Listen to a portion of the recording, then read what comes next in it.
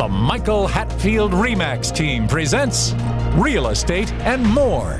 Bay Area real estate is different than in all of America. And why?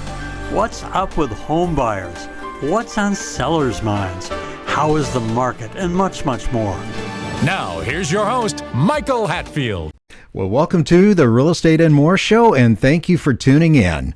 Our esteemed guest is a person who has been an area resident for more than 40 years, knows a lot about the value of homes here, but now, due to the ever-increasing home values, wildfires, government missteps, he has questions about our Bay Area housing market. He's not afraid to ask the question, is this the best time to buy or sell a home? This gentleman goes by Mr. Charles. Load your questions and let's have them, Mr. Charles. Welcome to the show, sir. Okay, Michael, thank you. It's nice to be here. Yeah, tell us a little bit about yourself, Mr. Charles. You lived in the Bay Area 40 years or 100 years. How long? Yeah, I came out here by invitation of the government as a second lieutenant in the Air Force. Yeah. And I was stationed in San Francisco, and I've never left. I left San Francisco, but I'm not leaving the Bay Area. Yeah. No, that's for sure. Do you still think that this is a great place to bring up your family? Well, yeah, I don't have to bring them up. They're here. And there's 11 of us that live within a mile of each other. And so we feel pretty fortunate. My sons, their wives, their kids, and we all live within a mile of each other. Pretty nice. Yeah. Back up just a little from the microphone. We're overdriving it. I've got an issue with this, and I don't know why, Charlie. Okay, just a little bit. Perfect. All right. Do you feel that home appreciation in the San Francisco Bay Area has been a big benefit to you and your family? Well, that's to say the least. Yeah, we've been very, very lucky because we've owned our home for, I don't know, over 20 years. I sort of remember when we bought it, my wife, we were renting at the time where we wanted to buy or close to it. And my wife said, there's a place up the hill. We'll take a look at that. Maybe we want to buy that. I said, that's going to probably be too expensive. Well, it was not compared to today. It wasn't. So, yeah, we've been very fortunate. Well, everyone has to seemingly stretch just a little bit on their first home. And if you can do that and get in a home in the Bay Area, you're going to make money while you sleep. I think so. Yeah, it's still pretty good. You just have to be able to afford it. And a lot of places are a lot less expensive than other places, but you know what your budget is. You can figure it out, and a lot of it's tax deductible when you pay. But there's just a lot of things to consider, and people you can't just go blindly into owning a home. You sort of have to know what you're getting into, and you may have friends that are doing the same thing. But you figure it out one way or the other, and if it works, it works. Well, you certainly want an experienced realtor. And by the way, anybody out there that's ready to buy or sell their home, give us a call at 925-322-7775. We'd be happy to talk with you about listing your home for sale. So has your home gained a lot in value, you would say, or some in value? And tell me the overall deal. What about tax benefits that you've had by owning your own home? Have those been helpful? Well, sure. It's very helpful. But yeah, you say, has it gained a lot in value? For heaven's sakes, I couldn't afford to move in there now. So, but we've been there for over 20 years. And what are the mortgage rates these days, Michael? Maybe 7% or something? Well, a lot of them are quoting a certain number in the sixes, but by the time you put in a point in order to get that loan, you're in the sevens. They've been pretty consistent for the last 18 to 22 months. They haven't changed very much, except for the end of, I think it was September of last year, where the Federal Reserve looked like they were going to be aggressive and, lowering the interest rates, and then they popped them right back up there and just put a real damper on some of the markets that we have now here in the Bay Area. Well, of course, years ago, as you know, interest rates were all over the place.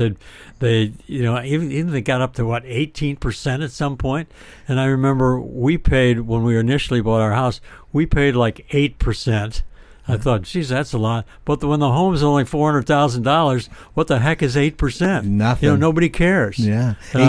So it's it was a big fact. It's a big factor now. It wasn't such a big factor then because the price of homes was way less than it is now. Charlie, I think I told you one time, I think I paid on my first home, it was like 12% interest. And then I actually had to borrow money from a friend of mine that helped out there, but it was not easy to get in even back then. Had to stretch a little bit. Do you think we're ever going to see the 3% mortgage rate again, Charlie? I don't think in my lifetime. I don't think so. There doesn't seem to be any reason for it to be like that. So, and it's certainly not up to you or me what's going to happen, but I don't think so.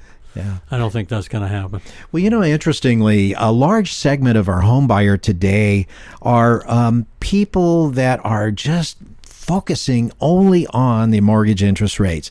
So you said it very poignantly when you said, if you can afford getting into your house, even though the interest rates are higher, you should stretch just a little bit. You didn't really say that, I did, but you should probably stretch just a little bit and get in there. And then when they do come down, go ahead and refinance. Well, sure. I mean, that's what we did. I remember it was like 8%. We thought, but we weren't thinking anything about it. We were arguing over $5,000, the price of the house.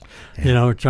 Now that seems like a pretty trivial thing to be talking about, but that's what it is. But the interest rates were higher, but the prices were much lower. So the actual cost wasn't bad. And that's why, as you said, they got up there to 18%. But, if your house is $200,000, what is 18%? Not going to matter that much. Right. Well, the national average for I don't know how many decades has been like 7.72%. I mean, you have to pay money to borrow money that isn't yours, and that's just part of what you got to do. But, a lot of people don't really look at the other benefits, such as your tax benefits. You have the ability of a tax credit once you've bought.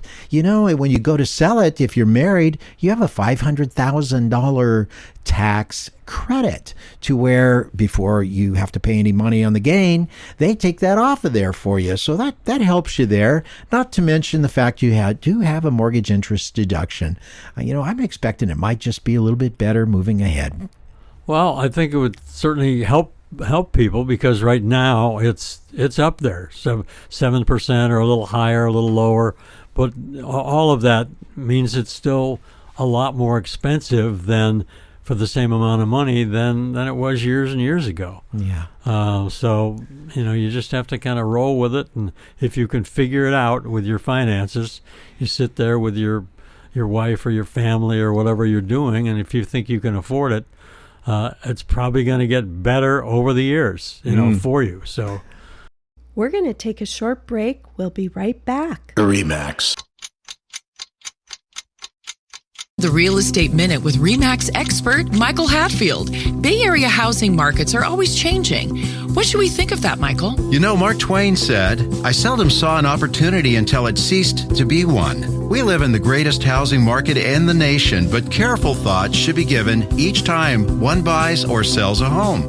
A good agent can help you grasp a great opportunity. Tell us about discount agents, Michael. Discount agents can list your home, but without telling my secrets, they're unlikely to do all we do for clients. It's an unnecessary risk to save a few thousand by hiring a junior agent and lose tens of thousands through a poorly done transaction. You don't know what you don't know. It's wise to hire someone who does. If you or someone you know is interested in buying or selling a home, call the Michael Hatfield RE/MAX team at 925-322-7775 or go to michaelhatfieldhomes.com.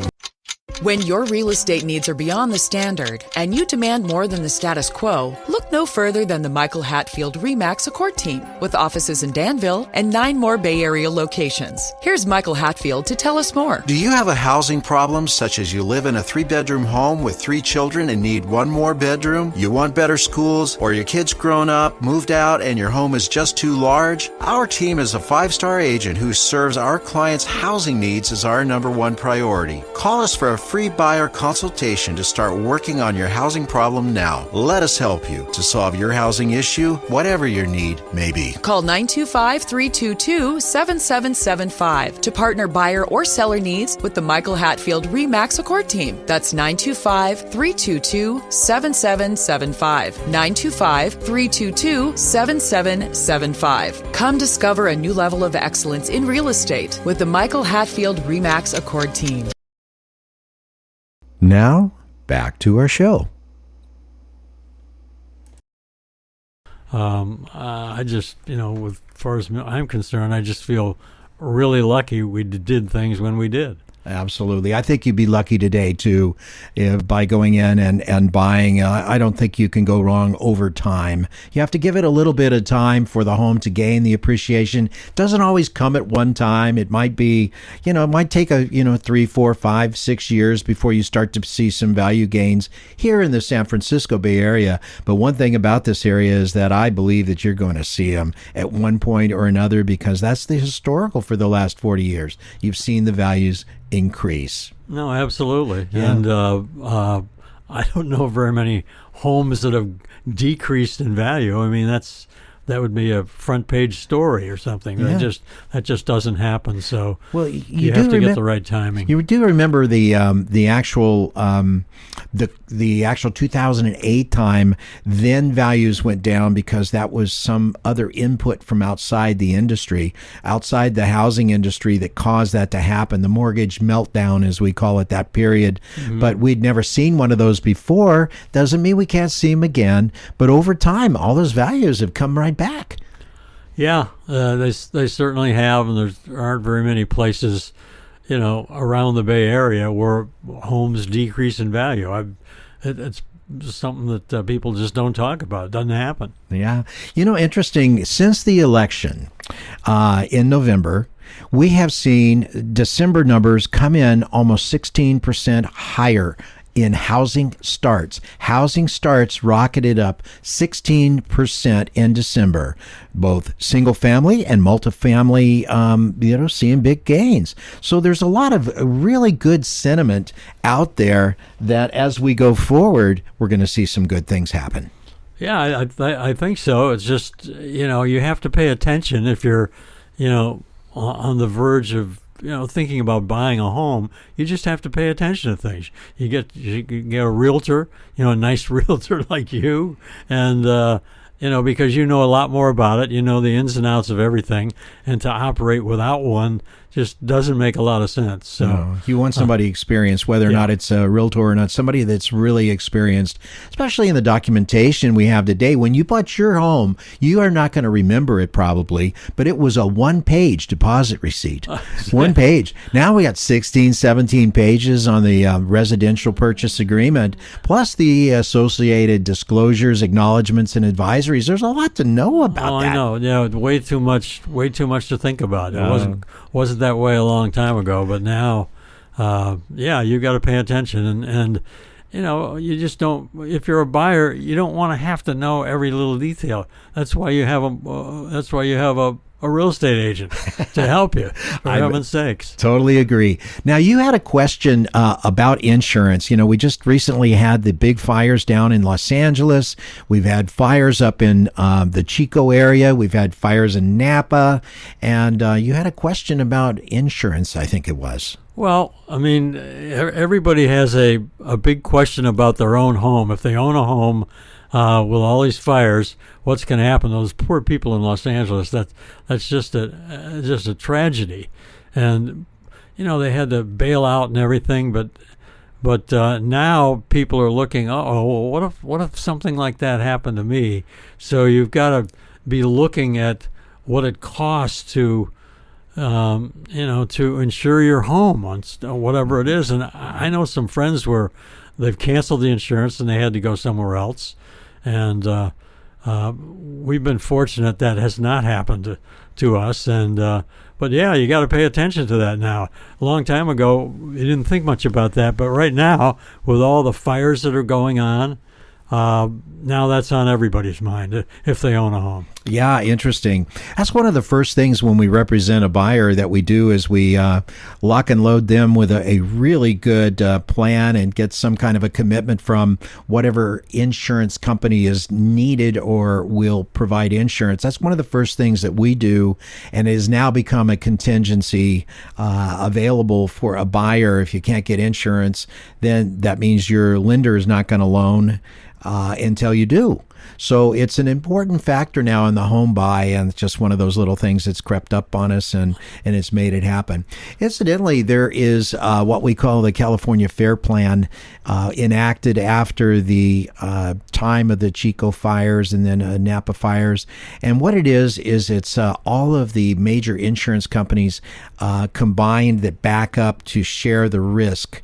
And by doing that, half of the plan is done by a regular insurance company, and then the other portion is the California Fair Plan, and that portion is actually insured by that conglomeration of insurance companies. Policies, are more expensive when you have to use the California Fair Plan.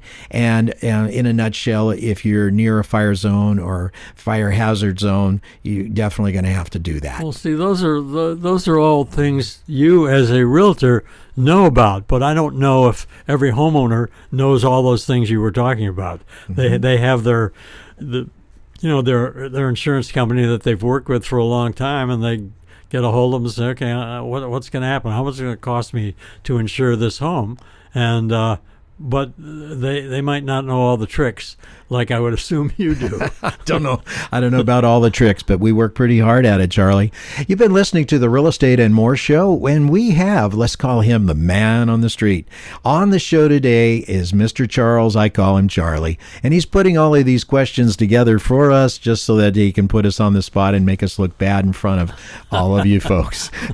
Not really, but it's a pleasure to see him. So, Charlie, did you have another one of those questions about buyer representation agreements that have just become law? Well, yeah, because they didn't have those when I was buying a home, and so what are the ins and outs of that? If we wanted to just buy another house now, how does that work? Give me an easy to remember plan of buyer representation and the ins and outs of that. Well, now you have, like a listing agreement for a seller and a seller's agent, you have a buyer representation agreement that is endorsed by both sides, his buyer's broker and buyer's agent and the actual buyer. In order for him, by California law now, this has to be done. It's 5 pages. It looks very, very ominous. And it says that if there is going to be a payment, that payment is going to be made by the buyer or by a seller of a property. So it actually lays out the terms of who's representing who, and then says, okay, well, the buyer's going to pay for his own fees, or we're going to ask in any deal for the seller to pay the buyer's broker and buyer's agent fees. That's normally the way it works. It still happens today, even after the advent of the buyer representation agreement. One other thing is, if you go into an open house, they always ask you to sign, are you represented by a buyer agent or not? So you should be able to be cooperative with the host of the open house and, put down, well, I'm having, Michael Hatfield RE/MAX team represent me. You should put that down and make sure that the agent there knows that. And then you should assume that agent hosting that open house is representing the seller. So that's it in a nutshell. It's by California law now. If you go to look at homes or 4 or 5 homes, you're going to be asked to endorse that buyer representation agreement. Well, I guess those are pretty good ideas, but that didn't exist when we were buying our home. They just didn't have things like that. And especially if you're going to walk into an open house and you had to sign something, that didn't happen either. But now that's why you have an agent that can tell you these things. And if I were doing it again, you got to think about that. And then what about how are buyers and sellers agents compensated now? Because I think that's changed too a little bit, right? Yeah, it actually has, but it hasn't.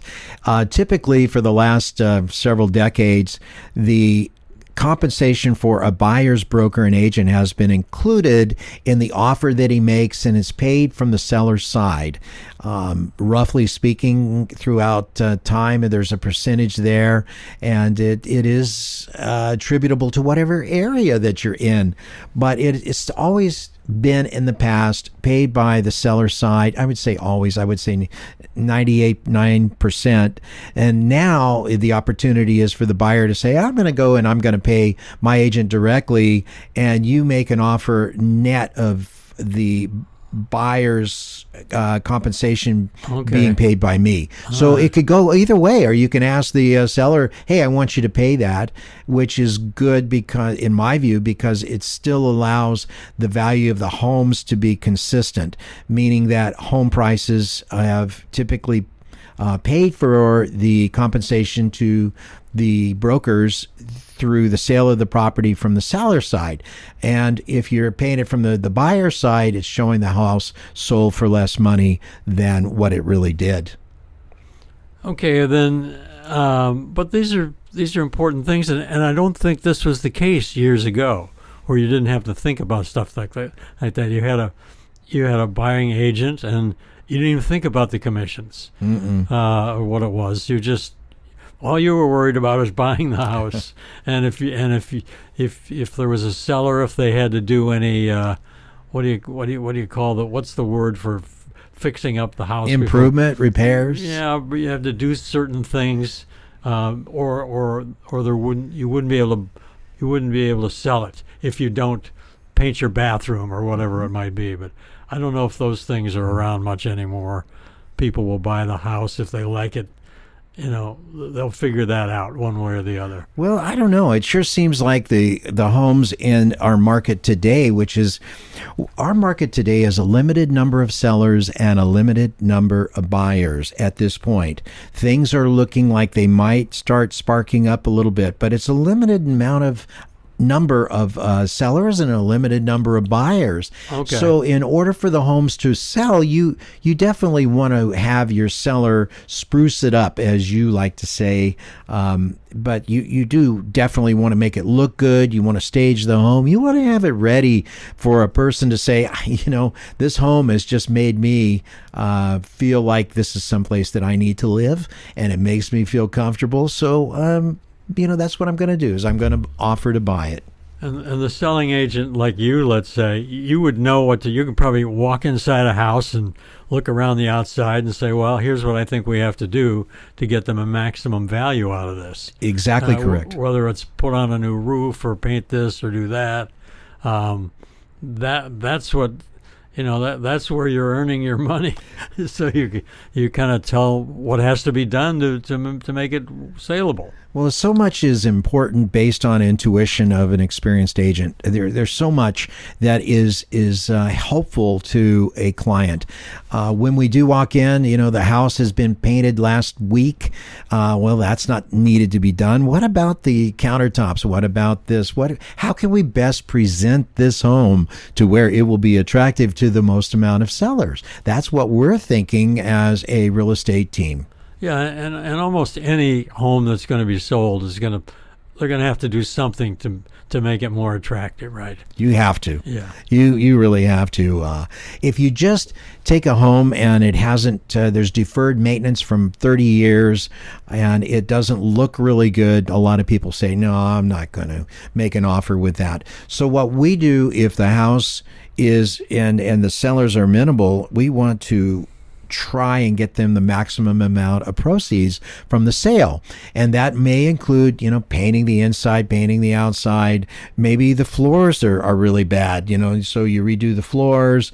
And you have to actually put a little money in it to get it spruced up. Then once it's spruced up, normally we usually use a very good stager, interior designer. I've had one on the show before. She's an amazing lady. She knows exactly what to do to make that home appeal to the most number of buyers. Yep. Now those things are all important. You spend a dime to make a dollar, so you have to make it look good. Yeah. I hear you there. So a seller contingency. A lot of people don't really know what a seller contingency is, right? Right. Yeah, it means that the seller is got to find another house before they can vacate their own.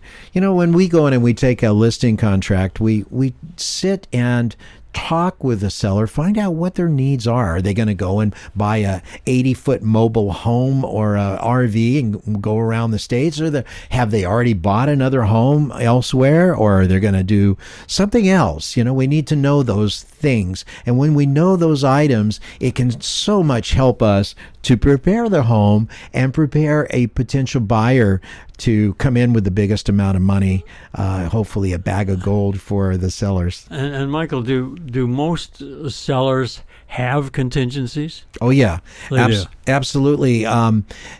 They don't really have I got to sell this house before I can buy the other one so often.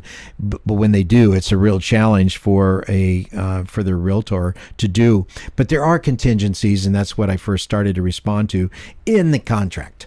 The contingencies are normally investigations where the buyer has to either do his own inspections, or if the seller's already done them, review them and approve the ones that have been done, look at the HOA documents, feel comfortable that buying the house is what they want without potential things such as natural hazard report indicating that it's in a high fire zone and it's going to cost a lot to insure it, that kind of a thing. So there's the investigations contingency, which is the first one. In fact, we have a home that's about ready to have it removed, where the listing agent is about ready to be removed tomorrow. So that's one contingency. The second one is appraisal. If the house does not appraise at the value of the contract, the lender's only going to loan 80% of what that appraised value may be, which is, that's okay. But most of the homes are all appraising pretty much to the value.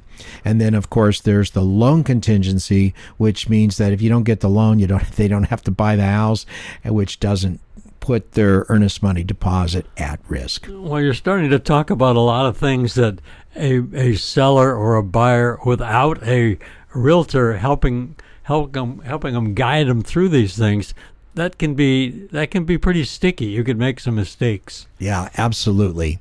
Well, Charlie, it looks like we've come almost to the end of this time here. They're going to yell at us for saying, hey, you guys are sitting in those seats too long. Okay. So do you have any actions that you would recommend giving to our audience out there? Do you have any words of wisdom? Well, you just have to pay attention to what's going on. And you'll start looking, or when you're going to buy a house, it's not like you make up your mind today and do it tomorrow.